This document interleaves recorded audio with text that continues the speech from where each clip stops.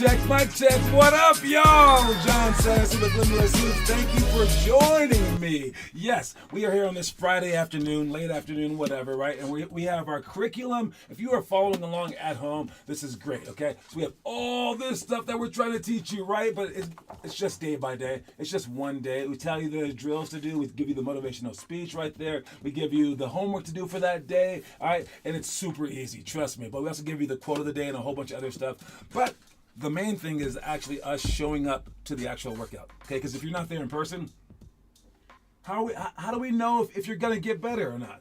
How can we inspire you? How can we create that culture that's going to continue to push you, all right? So that's the thing about life, is that it's not just you. You're not just here alone, okay? Human beings, we need each other so much that we tend to group up and do amazing things, whereas on our own we're just lost, okay? So we are a pack animal. So make sure that you guys are showing up together and inspiring each other, and then going online and posting homework so that other people can see it, and then getting to games and then clapping for your teammates, and doing and using this human evolved state to propel yourself forward, because maybe you're helping someone out today where they don't want to come to practice, or they feel sad, or they feel whatever, right? And you're pushing them. They feel uninspired, so you're inspiring them.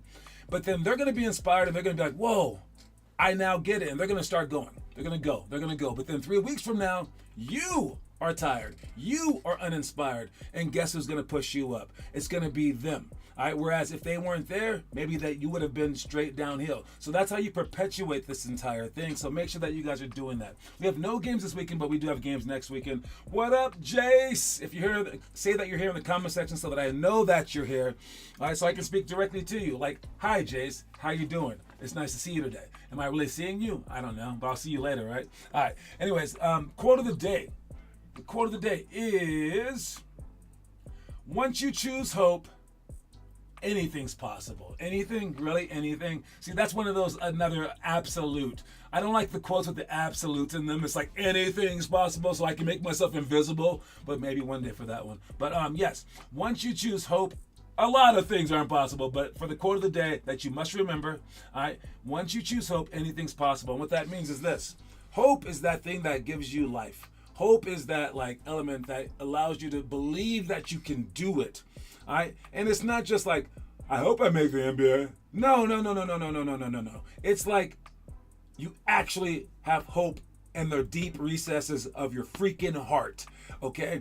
Because you truly believe it. But then that hope needs to be so strong that it leads to action. We had a quote at the beginning of the week that was the shortest answer to the question, whatever, is doing. Yeah, you need to do more than just dream and hope and pray and things like that. No, you need to go out there and put action to your hope, and then on top of that, put efficiency to it and all these other things too. But it starts with hope.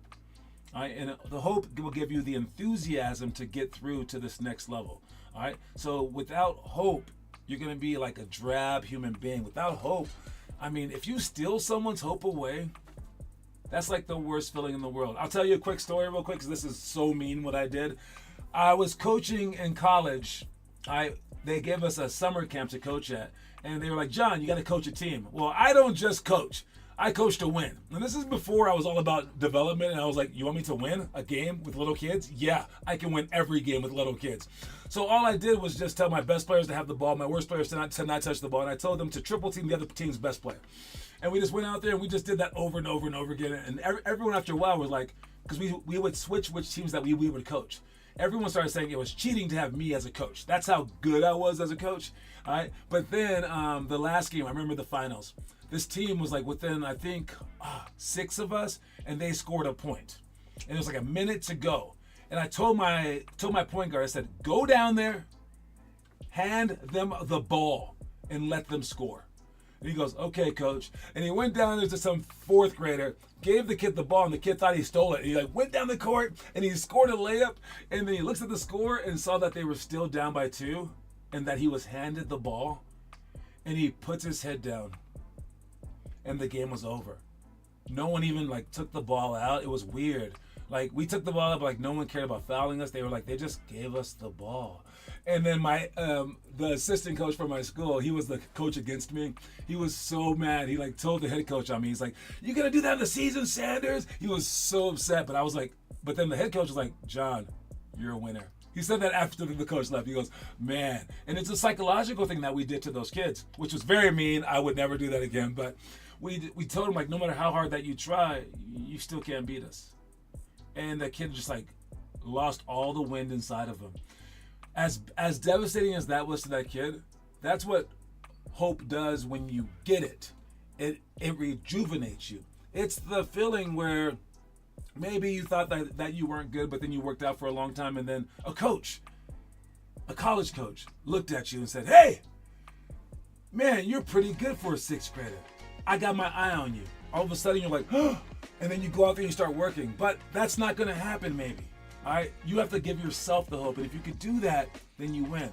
All right? Quote of the day, once you choose hope, anything's possible. Moving on to our challenges. The challenges today. We got a whole challenge page with 120 different challenges on it, something like that. I think I just made up that number. I'm not sure. But it's a whole bunch of them. More than 100, I think. Pretty sure. All right, but that's on our challenge section, or in our challenge section on limitlesshoops.com. Make sure that you guys check that out. However, in your book, we give you one of the challenges per day, so that you, over the course of 12 years, you can go through all of these challenges without having to worry about which one to pick. I did label them 1 through 12, so you can pick by, like, your grade level, or like the day of the month, or something like that, or the day of the week. Wait, 12? The month of the year. There you go. All right. But if you need something specific to be told to you, here's that something specific. First graders out there and second graders, here's what you got. First graders, take on day 7 of the homework assignment. Try to touch the rim, which is, you can't touch the rim, obviously, but touch like the net, touch like the lowered rim, or just reach as high as you can in the air off the jump. All right. 21 times off their left foot, 21 times off your right foot, 21 times off both.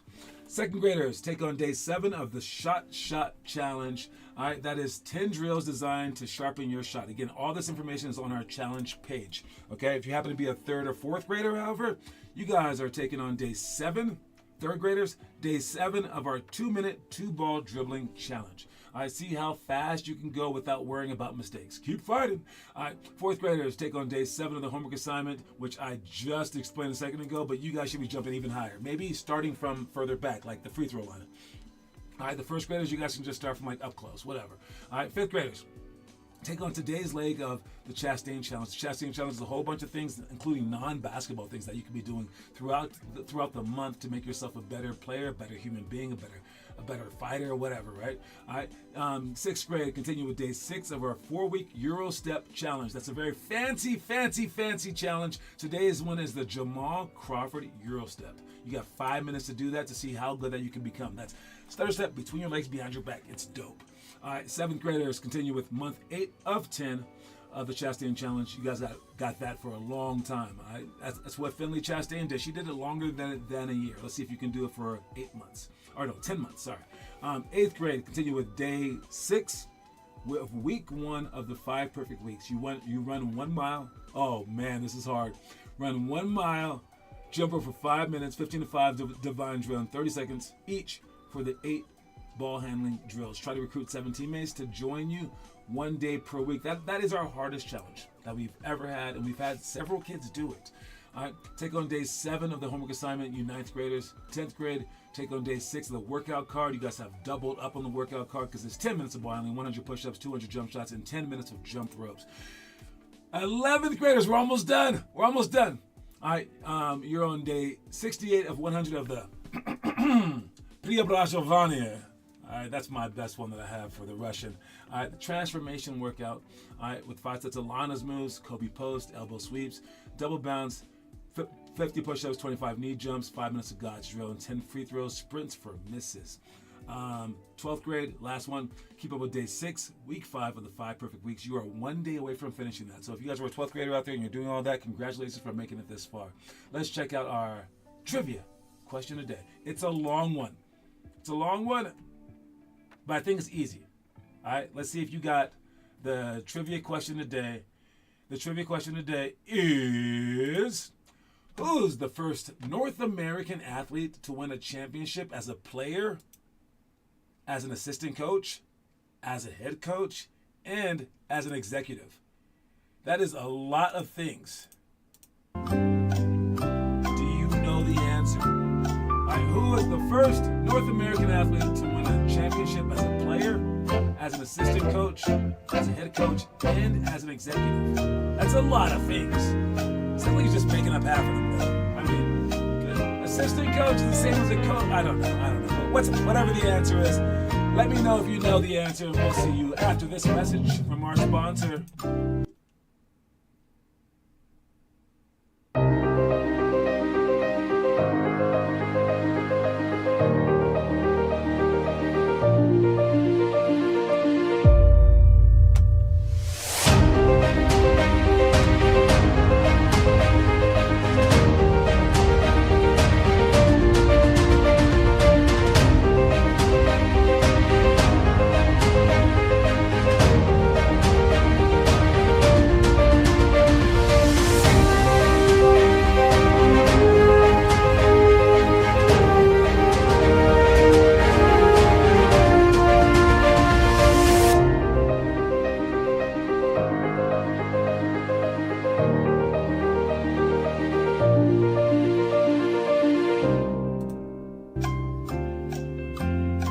That is the answer. The answer is Pat Riley. Or to be specific, Patrick James Riley. That is actually his middle name. I wasn't just making that one up.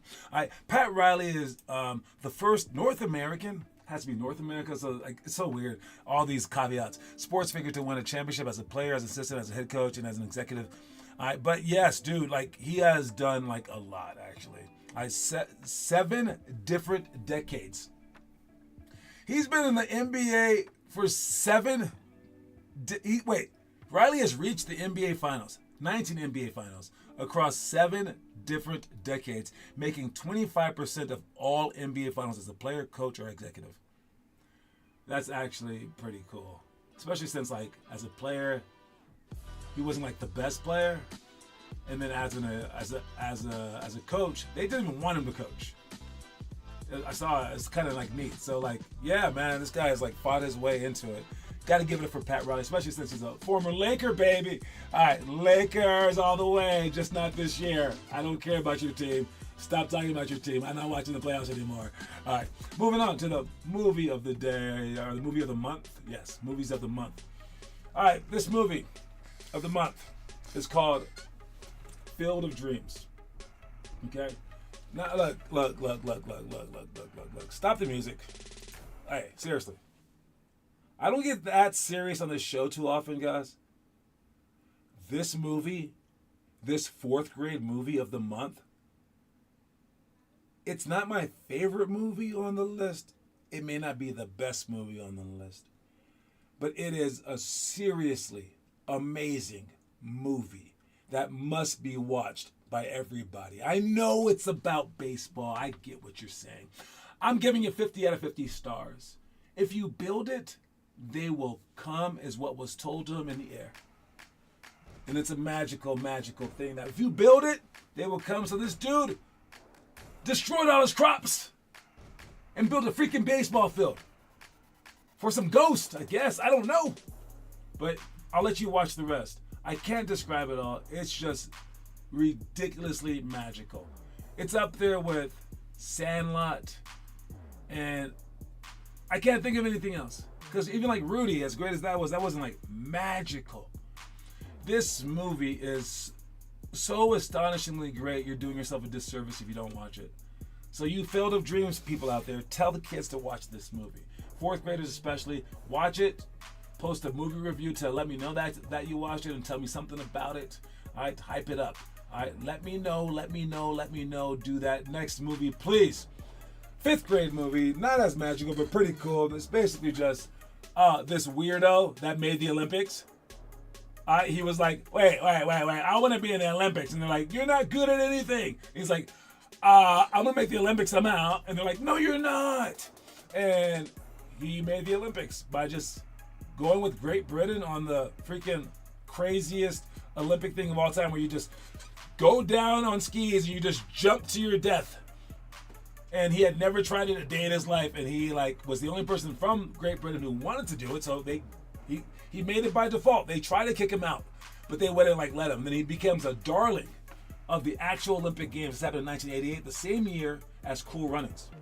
Crazy, right? While they were doing the bobsled thing, this guy was also doing his thing on the opposite end, and he literally would fly like an eagle because his name's Eddie the Eagle. They called him. I don't know why.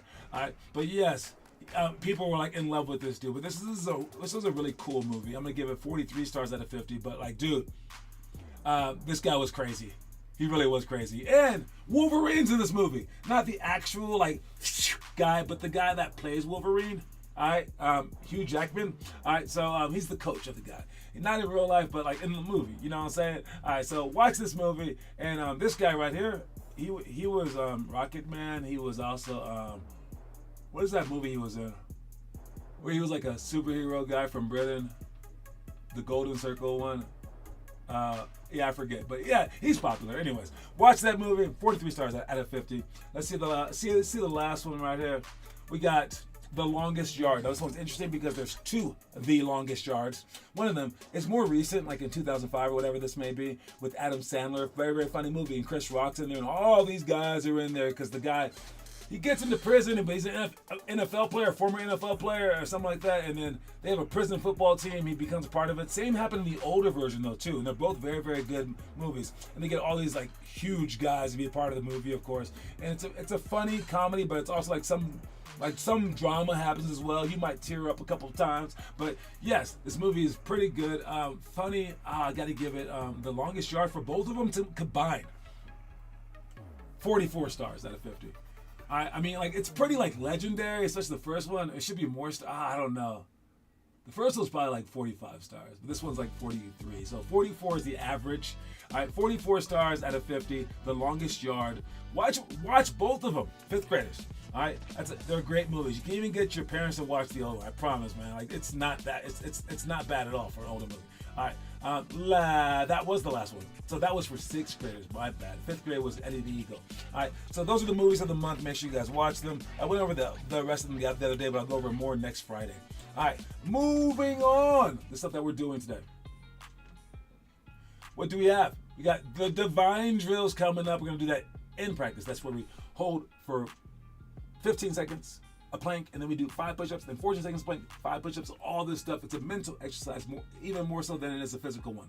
With the other stuff that we have next Monday, one-on-one with personal rules, indirect Euro step, Kyrie spin to J, which is that's a fun drill. Check that one out. Hurdle layups, 180 side or fake handoff. We have all these things coming up. Make sure that you do it today, Saturday, Sunday, sometime, and you want to do 5 minutes per drill. That's the true homework that we have not really introduced yet. We're kind of holding that one back.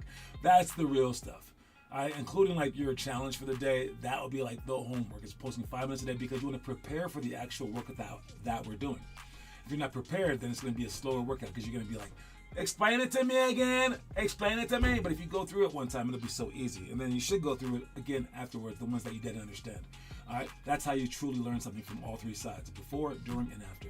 But for today, we got the back down series. This is a great ISO drill. We have pick and roll, rescreen, Statue of Liberty, 2-ball catch, layups, dowel jumps, which with the sticks where we jump side to side, then peekaboo shots where you're coming off the screen and they can't stop you because however you come off that screen, you're gonna do the counter. Let's look at these drills real quick.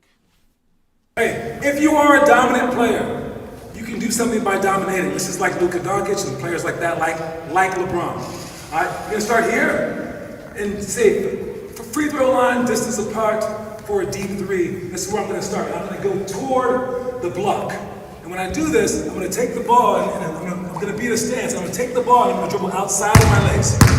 I'm not gonna dribble right here because the defender can steal the ball. How I'm gonna go toward them is it's like this. I'm gonna take a step and slide, and I'm still gonna dribble the ball outside of my legs. So I'm gonna go like this. And I'm just trying to back him down because I'm bigger until they double team. And wherever they double team from, I throw a pass. With this outside hand, it happens to be right hand on this side, it'll be left hand on that side. I always face the middle so I can see the most amount of people. But to be able to be double teamed, you have to be able to score. So I'm gonna show you 5 different ways to score. Start from back here. All right, right, so the 5 different ways, that's going to take a while for that video. You can watch that video online, but it's with the pro hop right toward the middle. It's step middle, spin baseline. It's spin middle with a running Statue of Liberty, which we'll see later. It's spin baseline with a reverse layup with the opposite outside hand. And then it's the Dirk Nowitzki fade. Those are the things that we have to do. So again, you can check it out online. Those are the 5 moves. Let's move to the next drill.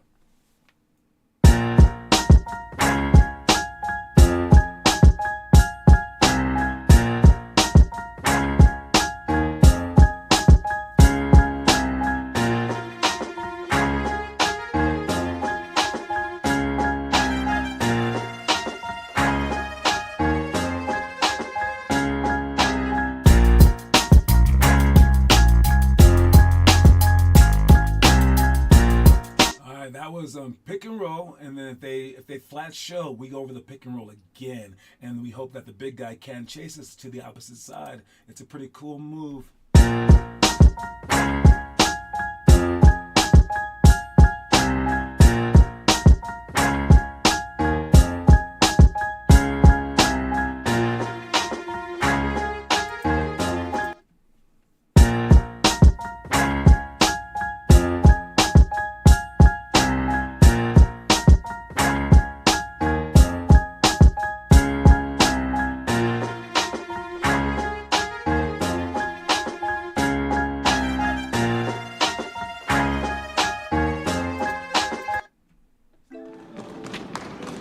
Switch. Switch. Front. Switch. Switch. Side. Side. You're already doing side, stay on that one. Switch. Front. Back. There is no back. Back is not one of the words. Fix your stick.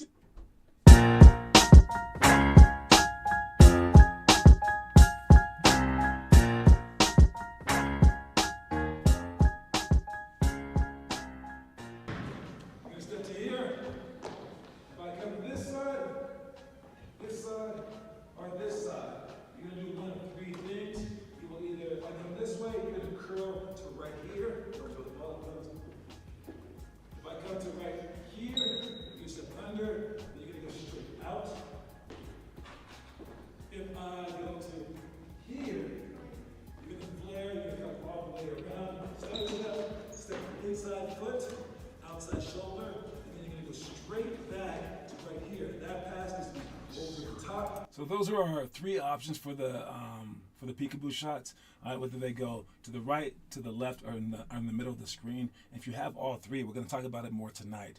Then you can successfully get open no matter who's guarding you, which is a pretty cool luxury. Let's move on to something funny. Ha ha! Let's see. All right. Something funny today. Oh, man. I don't know. It depends if you're a James Harden fan or not. This guy was talking about James Harden a couple years ago, and now James Harden's out of the playoffs. He made basically a rap. Yeah, old white guy rapping about James Harden. Let's check him out. Here's what he has to say to James Harden, Mr. I want to switch teams and blah, blah, blah. Ask the producer to pipe this into the Clippers locker room so I can talk to you, James. I hope you're taking notes. I'm telling you in advance, you're welcome for the wisdom I'm about to spew. Because, listen, I get on my knees every night and pray for someone to believe in me like Daryl Morey believed in you. You wanted a certain coach, they brought in Mike D'Antoni. You wanted to play a certain style, they played it. You wanted Dwight Howard, they brought him in and got rid of him when you were tired of him. You wanted Chris Paul, they brought him in and got rid of him when you were tired of him. They brought in your old friend Russell Westbrook. You wanted to go to Vegas on off days, they looked away. You wanted the team to stay over so you could go out at night, they changed the schedule, and it didn't work.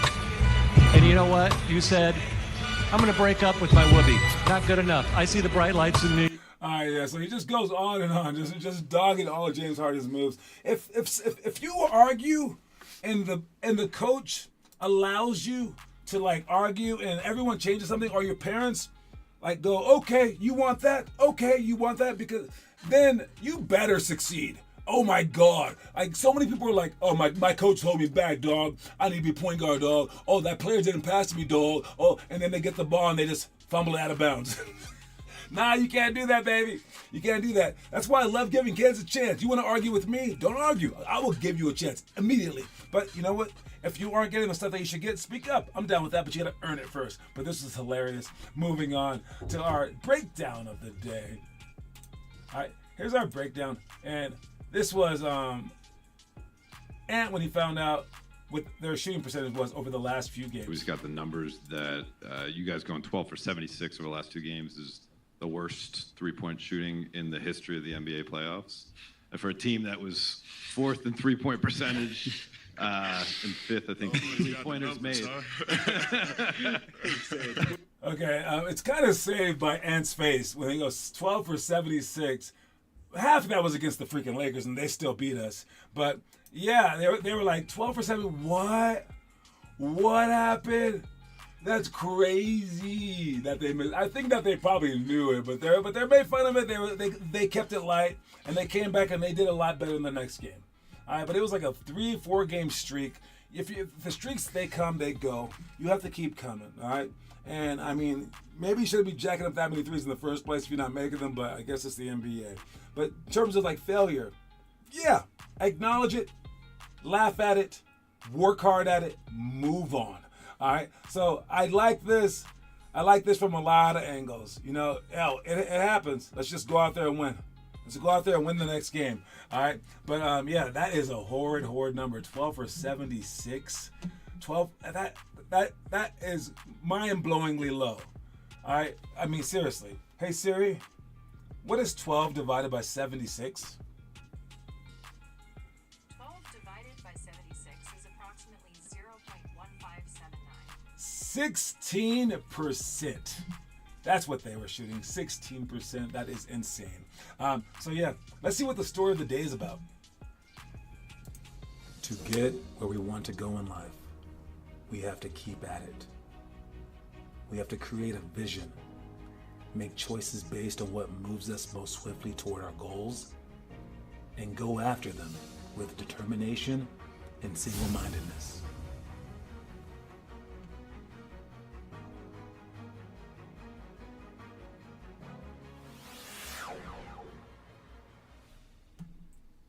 Look, when you have a goal, guys, it does help if you are single-minded.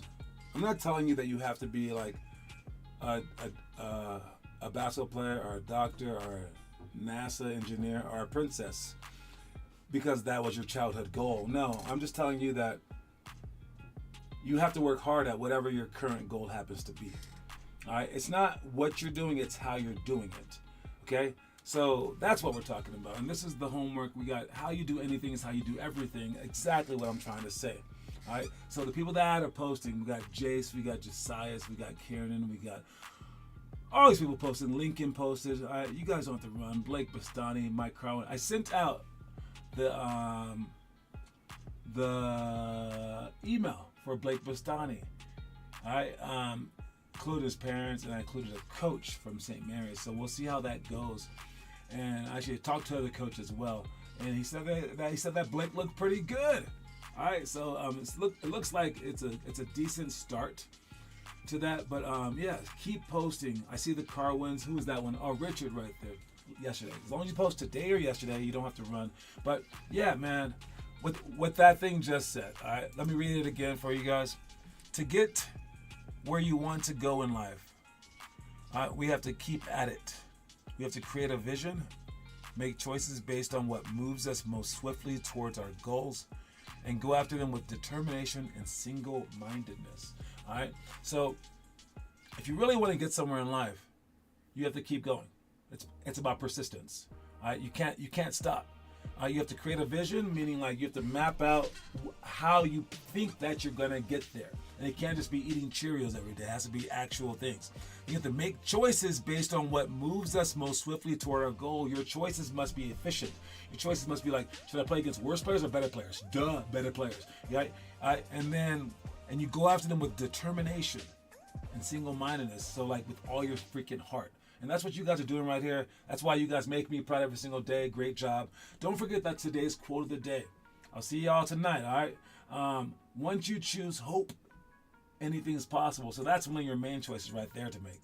Out of all the choices, choose the hard road, choose this, but make sure that you choose hope. All right, that's my time.